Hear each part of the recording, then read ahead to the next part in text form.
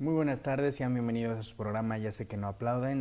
Me da mucho gusto estar de regreso con Diana, quien los acompañó la semana pasada. El día de hoy no podemos ignorar lo que podemos decir con todas sus letras fue una masacre y una tragedia. El terrible asesinato en manos del narcotráfico de 9 personas, miembros de la familia Lebrón, mujeres y niños fueron asesinados de una manera brutal.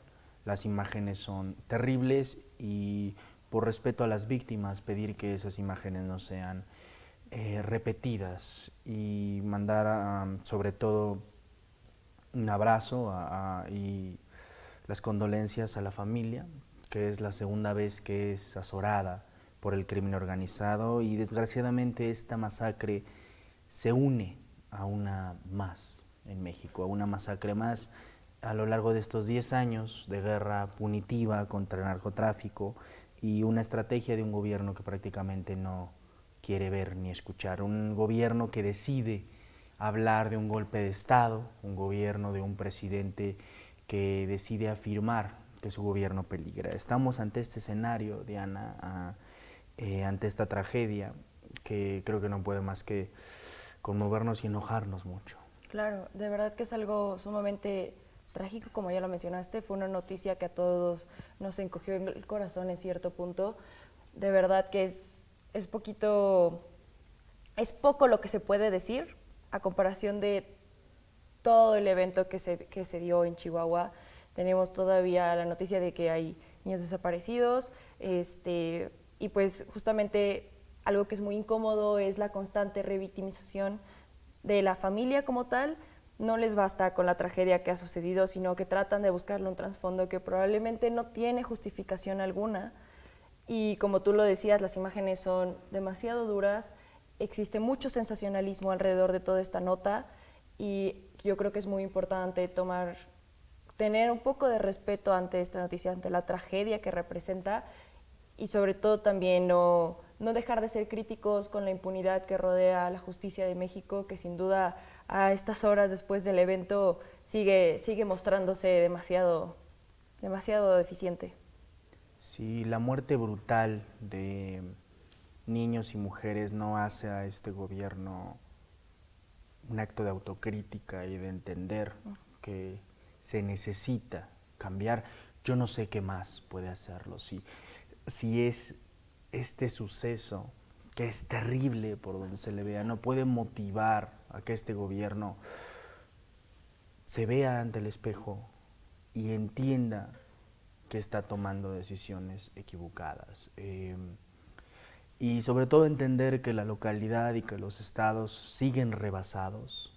No se ha hecho una estrategia en términos locales y estatales que pueda responder a los problemas del foro local.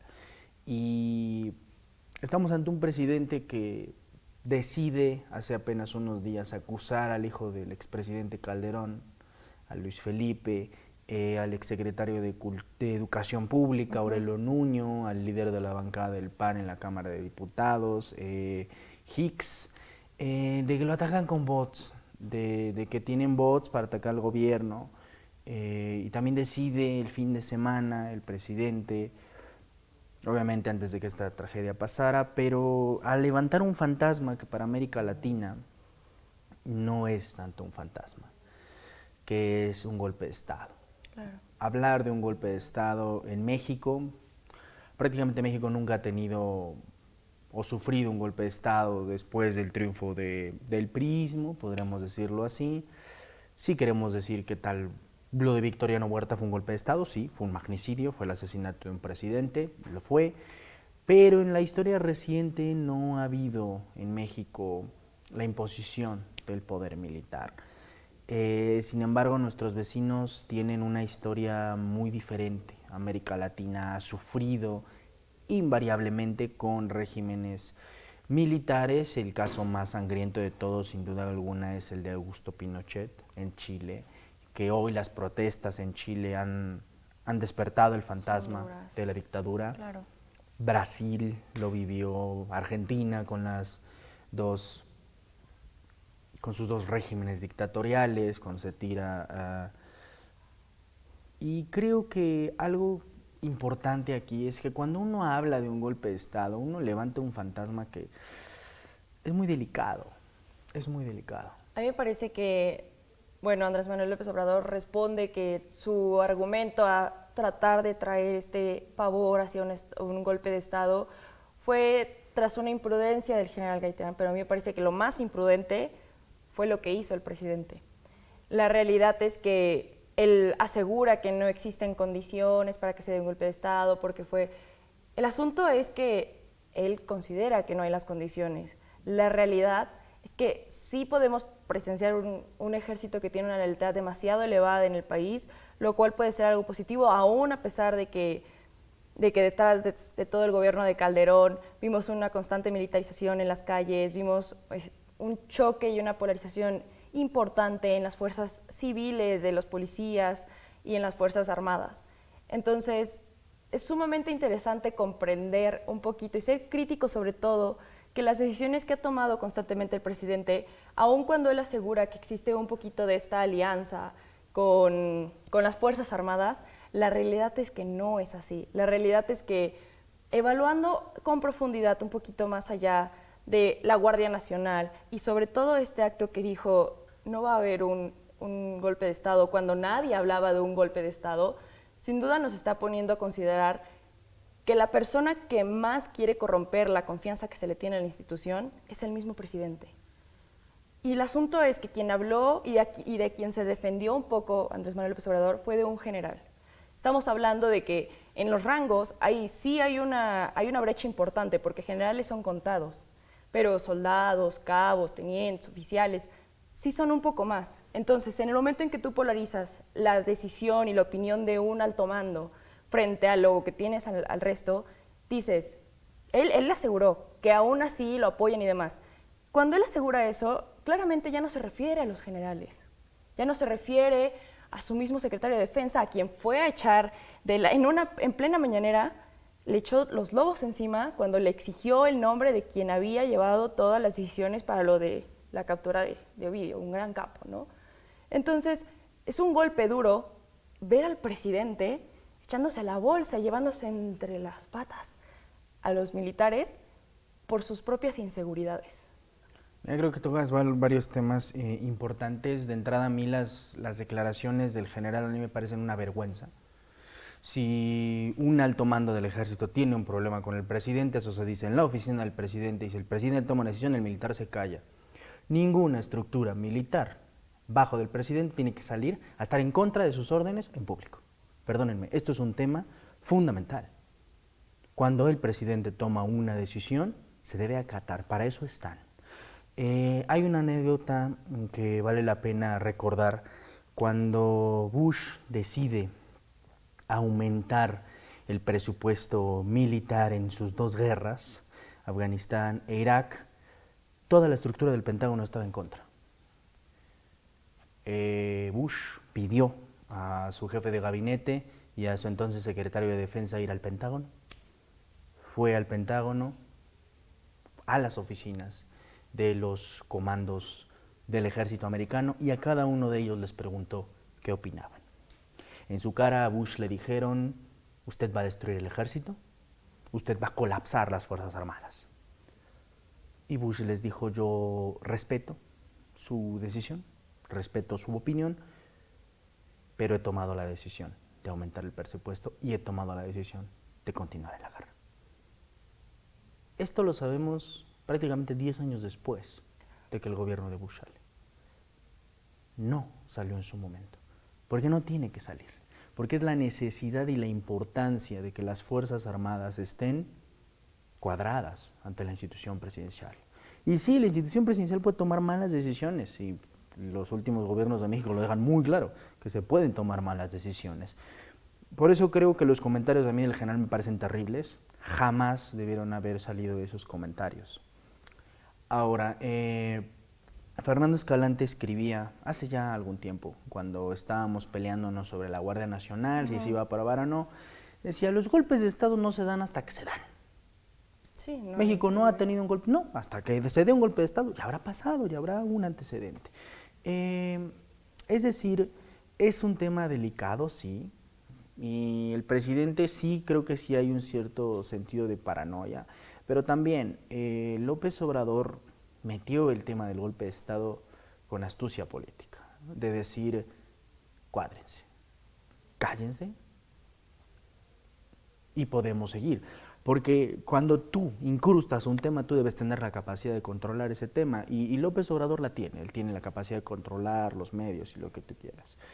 Pero al hacer estas afirmaciones, prácticamente a darle un chascarrón al gobernador, perdón, al general, está haciéndole una llamada hasta cierto punto a todos los demás militares. Y no a los militares de bajo nivel, a la jerarquía militar, a los que importan, a quienes en verdad tienen un poder de capacidad. Creo que es muy irresponsable, sí, los dichos del presidente, ya enfocándonos directamente a sus tweets, porque esto es una serie de tweets, la política ha cambiado mucho y ahora todo se hace a través de tweets. Trump es el gran ejemplo de ello, pero AMLO decidió usar un hilo de 3 tweets, usando ahí el ejemplo de Pinochet, de los nazis, y muy inspirado está el presidente, yo creo, cuando escribió esos tweets. Sin embargo, si uno revisa la historia de América Latina, pues el último golpe de Estado, pues el autogolpe que dio en Perú, prácticamente en los 90, Fujimori, creo que es el más fuerte de todos en la región, los últimos que hemos vivido. Dilma ha hablado de que ella sufrió un golpe de Estado, sin embargo lo de Dilma es diferente, porque el golpe de Estado tiene características esenciales. El golpe de Estado prácticamente es la destitución o la destrucción del Ejecutivo fuera de las normas constitucionales, es decir, la eliminación de un individuo que ostente ese cargo para la imposición de un nuevo individuo o, en su caso, de una nueva estructura que ponga ese caso. O sea, el golpe de Estado sí tiene particulares que no se pueden comparar ni se pueden decir a la ligera. O sea, hablar de un golpe de Estado no solo es hablar de la caída de un mandatario, es hablar de la caída de un régimen, es hablar de la caída de un país y es la toma de los militares. O sea, los golpes de Estado serán golpes a través de los militares, claro, ¿no? Porque es quien tiene las armas toma el poder político. Sí, y supuestamente debemos entender, o como lo mencionabas antes, que el monopolio de las fuerzas armadas como tal lo tiene el presidente, porque sí, en efecto, es el jefe supremo de las Fuerzas Armadas. Y la realidad es que este sensacionalismo que formuló alrededor de la simple mención del golpe de Estado pudo ser tal vez una corrección hacia los militares, un freno, contener un poquito esta rebeldía que pudimos a lo mejor malinterpretar de lo que, como tú mencionas, fueron las declaraciones del general. La realidad es que no existe o no hemos visto un verdadero respeto hacia las instituciones en general de parte del presidente. Cuando Andrés Manuel López Obrador se supone que iba a llegar para romper con el presidencialismo, lo único que vemos es uno más duro y a la vez un poquito más discreto, y a través de un discurso demasiado distorsionado. Además de que el presupuesto se ha ahí un poquito sacudido, vemos a un presidente que decide quién habla, qué opina, qué debe opinar, y con los medios públicos, con los periódicos y demás, pero pues también con los secretarios y los representantes. Y al mismo tiempo tenemos un presidente que dice no haber estado enterado, por ejemplo, de lo de Ovidio. Entonces, se mueve muchísimo a su conveniencia, si lo podemos ver así, porque lo que él sí sabe es lo que él puede controlar, pero lo que él no sabe es aquello que salió de sus manos. Y entonces sí decide hacer estas declaraciones equivocadas, distorsionadas, que escandalizan a la población. Y lo que a mí me preocupa un poco es que hay esta percepción justamente de que el ejército es un poco lejano y a lo mejor la confianza que se le tiene es porque no se le conoce. La realidad es que han trabajado como en esto a través de museos, exposiciones y demás, porque pues, si ya se les puso en las calles, que sepamos quiénes son los que están en las calles. Nosotros vemos uniformes, pero no vemos personas. Y como tú dices, sí hay una jerarquía más alta, yo creo que desde coroneles, me atrevería a decir, y un poquito más hacia arriba. Sin embargo, se deben mucho a estas jerarquías menores. Los oficiales son el núcleo más fuerte, y oficiales son tenientes, capitanes primero, tenientes y capitanes primero y segundos, dentro del ejército, que dan soporte a todas las buenas, malas decisiones que los generales deciden hacer. Porque ellos, pon tú que se queden en la silla, pero alguien va. Y realmente, aún si los 15 generales que tenemos deciden levantarse y si no tienen el apoyo de estos oficiales, de los que no tienen jerarquía, como son los soldados, los PMs y demás, no va a suceder nada. Y apenas estaba circulando ahí en redes sociales, justamente como respuesta, y no fue el mismo general Gaitán, creo que me parece que fue un general de apellido Tello, que mencionaba que si son un ejército, claro que lo son, pero si son constitucionales, en el hecho en que si ellos le sirven al presidente y se cuadran ante el presidente, es porque confían y respetan esta institución democrática que se pretende tener, ¿sabes? Si lo eligió el pueblo, lo obedecemos, porque nosotros estamos para el pueblo. En el momento en que el mismo presidente y el mismo pueblo, y ahí está en el video, le demanden al presidente, según el artículo 29 de la Constitución, un estado de excepción, entonces sí podemos hacer nosotros algo, pero no porque queramos intervenir por nosotros, por nuestra cuenta, sino porque eso es lo que se nos ordena de manera constitucional. Bueno, y es un poquito... ahí yo creo que hay una ficción. A ver, seamos un poquito más claros en ese sentido, sí. Perdón, o sea... empezando la abstracción de pueblo me resulta muy complicada. Como la que usa Andrés Manuel. Él la utiliza y es muy complicada, pero el hecho de decir, si el pueblo nos lo pide, a ver, No, perdón, me corrijo. Dijo que si se los piden al Congreso y al presidente. Sí. El pueblo no se pero lo va a pedir al ejército. El pueblo, o sea, claro. La estructura del pueblo, es una ficción. A ver, per se es una ficción. ¿Qué es la representación del pueblo? El Congreso. Ese es per se el secreto de un país representativo democrático. O sea, el Congreso, al final de cuentas, es quien tiene la capacidad para llevar incluso el presidente a juicio. Es el único que tiene esa capacidad. ¿Por qué? Porque son la representación del pueblo. Son el pueblo. El Congreso es el pueblo. O sea, ahí no está la base social del pueblo. No. El Congreso es el pueblo. Porque el pueblo se dio poder. En el momento de cada elección se entrega un poder a un legislativo y el poder lo absorbe. Y está en sus manos. El Ejecutivo es otra figura que también se le entrega poder, pero al final de cuentas el presidente representa al país, no al pueblo. López Obrador quiere eliminar esa línea, pero es otra cosa. Por eso yo quiero ser aquí muy claro. Y los golpes de Estado y los golpes militares se dan porque los altos mandos militares lo hicieron. Un ejemplo en el cual se intentó dar un golpe militar y fue fracasado es Chávez, 2001. Cuando a Chávez se le intentó derrocar del poder porque unos 4 o 5 generales tomaron la decisión, no pudieron porque se tomaron las calles de Venezuela, la gente salió a marchar y una baja estructura de los militares decidió y entendieron que el golpe per se no iba a funcionar. Pero al final de cuentas, la lealtad de todo individuo está con su institución. Y su institución es el ejército. El ejército per se es una institución. Y como Michels nos los dijo desde hace bastante tiempo, el tema de las oligarquías es que una vez creada y formada una institución, lo más importante siempre será proteger a esa institución. Los militares han salido muy dañados a lo largo de estos últimos 10 años. Ya mencionabas tú que han estado en la calle, han sido expuestos, se les ha puesto a hacer labores para la que ellos no están formados. O sea, es decir, la seguridad pública no le toca a los militares, a ellos les toca otro tipo de seguridad. Los has expuesto, los has llevado, el saldo ha sido terrible, violaciones de derechos humanos a manos de los militares, asesinatos extrajudiciales, ahí está el caso de Tlatlaya, 22 personas fueron asesinadas en manos de militares que presuntamente eran culpables, y esa presunción de inocencia es fundamental. Y no es poca cosa. Es decir, en estos 10 años los militares han perdido mucho, como institución, como individuos de a pie. Han perdido muchísimo. Y aún así, después de todo ese desgaste, siguen siendo la institución en la cual la gente más confía. Porque tú lo sabes muy bien y todos lo sabemos, siempre que hay alguna tragedia o algo, quien sale y responde son ellos, ¿no? Siempre que vemos que hay deslaves o alguna tragedia, quienes están ahí son ellos. Cuando recientemente el último gran problema que vivimos, el terremoto hace 2 años, la gente quería ayudar, sí, pero ¿quién llegó y dio instrucciones y organizó? Los militares, porque conocen su labor, tienen esa capacidad, es decir, son una institución que al final de cuentas protege a la población, sí, población, no el pueblo, esa abstracción política queda en otro lado, y sobre todo deben su lealtad al país, y el país es representado por el presidente.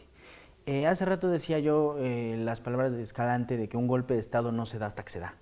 Y es real. Eso es un hecho, pero sí hay condiciones para que golpes de Estado se den. Cuando un país pierde la legitimidad, que más o menos lo tocabas, cuando un presidente pierde la representación, puede pasar, o cuando un presidente es demasiado débil, ¿no? Concuerdo con López Obrador, y creo que muchos estamos de acuerdo, en que no hay las condiciones, ¿sí?, para un golpe de Estado. Sin embargo, el poder que se le ha entregado a los militares, la exposición que les has dado en la calle, tampoco es un buen camino. No, y ha decidido muchísimos cambios también de trasfondo. Si algo siempre se ha dicho es que a los militares hay que tenerlos contentos porque pues justamente puede suceder este cambio de paradigma. Son quienes tienen las y armas. son quienes tienen las armas. La realidad es que el presupuesto se ha cambiado y eso es algo muy importante porque ya no está priorizando a los militares. Sí, en el momento en que junto con ellos y los policías se va a conformar la Guardia Nacional, la realidad es que el proyecto de Andrés Manuel López Obrador es la Guardia Nacional. Las Fuerzas Armadas van a pasar en segundo plano durante este sexenio mientras formula este magno proyecto. ¿Pero qué es la Guardia Nacional? Al momento, militares y policías. Militares. ¿Quién lleva la estructura de la Guardia Nacional? ¿Quién lleva la comandancia? Los militares. Perdónenme, la Guardia Nacional es una institución militar. Pero y lo será. Yo creo que ahí es por eso que está tomando tantas decisiones. Y lo será. Porque no es su proyecto. Su proyecto no es mantener a militares al cargo. Su proyecto es sí reclutar civiles. El asunto es que no se da cuenta que no hay civiles que lo deseen. Es muy complicado. Creo que el presidente cada vez nos pone en situaciones problemáticas. Creo que está jugando mucho con las instituciones con las que no se debería jugar. Pero bueno, qué acalorado y qué buen debate acabamos de tener sobre 3 tweets de un presidente. Lo que hacen los tweets. Y así nos tiene el presidente de la República. Muchísimas gracias, Diana. Me encanta hablar contigo. Estoy muy feliz de estar de regreso. Y pues no queda más que invitarlos. La próxima semana tendremos otro debate como el que acabamos de tener hoy. Y agradecerles por habernos acompañado. Porque ustedes ya saben a quién ya sé que no aplaude, nosotros tenemos otros datos.